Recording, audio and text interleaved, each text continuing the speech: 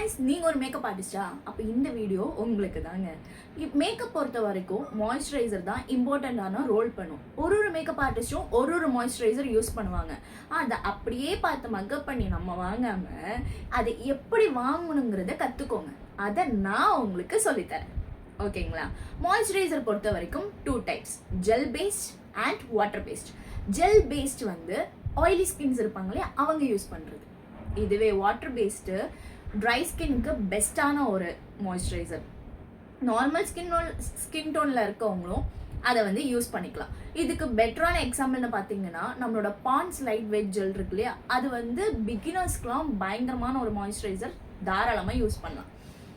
இல்லை உங்களுக்கு இன்னும் பிராண்டு தான் தெரிஞ்சுக்கணும் அப்படின்னா என்னை ஃபாலோ பண்ணிட்டு எனக்கு கமெண்ட் பண்ணுங்கள். என்னன்னு கமெண்ட் பண்ணுவீங்க?